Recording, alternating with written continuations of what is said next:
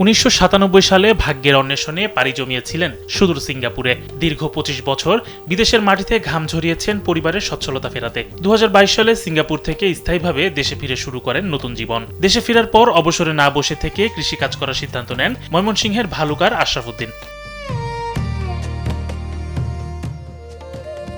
একসময় ইউটিউবে মাশরুম চাষ দেখে আগ্রহ জন্মায় আশরাফ উদ্দিনের। স্থানীয় কৃষি অফিসারের সহযোগিতায় ঢাকার সাভারে অবস্থিত মাশরুম উন্নয়ন ইনস্টিটিউটে যোগাযোগ করেন। সেখানে কৃষি সম্প্রসারণ অধিদপ্তরের মাশরুম চাষ সম্প্রসারণের মাধ্যমে পুষ্টি উন্নয়ন ও দারিদ্র্য হ্রাসকরণ প্রকল্প এর আওতায় 10 দিনের প্রশিক্ষণ নেন। প্রশিক্ষণ শেষে বাড়িতেই মাশরুম চাষ শুরু করেন তিনি।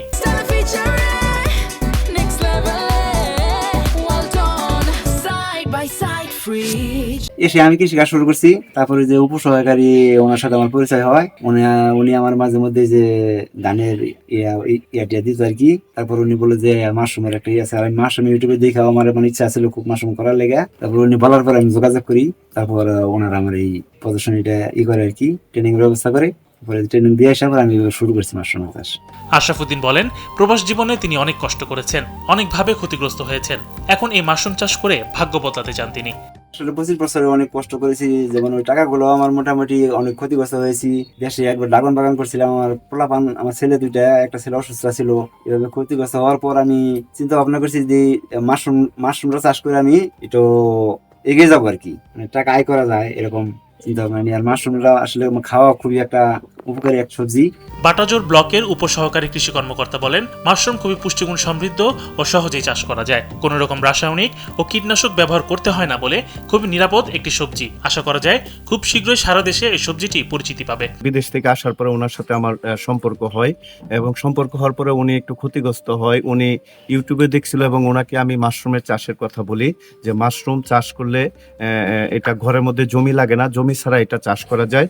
তো সেই জন্য এটা সে আরেকটু ইউটিউবে এটা দেখে আরেকটু হয়। তো আমাকে বলছে, স্যার এটা কিভাবে করা যায়, এটা কেমনে কি। তো আমরা সরকারিভাবে একটা ট্রেনিং এর ব্যবস্থা করি, মাশরুম ইনস্টিটিউট, উন্নয়ন ইনস্টিটিউট, যেটা সাভারে। ওনাকে 10 দিনের ট্রেনিং এর ব্যবস্থা করি আমরা।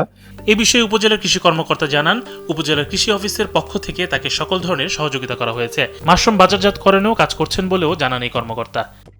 ভালুকা উপজেলার কাচিনা ইউনিয়নের বাটাজোর ব্লকের মুচিরা গ্রামে একজন সিঙ্গাপুর প্রবাসী মোহাম্মদ আশরাফ উদ্দিন, উনি আমাদের সাথে যোগাযোগ করেন যে কিছু করতে চাচ্ছেন দেশে কৃষি বিষয়ক। তো উনি মাশরুম চাষের আগ্রহ প্রকাশ করেন। তো সেই আলোকে আমরা মাশরুম উন্নয়ন ইনস্টিটিউট সাভারে কথা বলি এবং তাকে 10 দিনের ট্রেনিংয়ে পাঠাই মাশরুম চাষের উপর প্রশিক্ষণের জন্য। তো 10 দিন প্রশিক্ষণ শেষ করে উনি আসলে বেশ সফল হয়েছেন মাশরুম চাষ। উনি ওনার বাড়িতেই শুরু করেছেন, আমি নিজেও ভিজিট করেছি সেটা।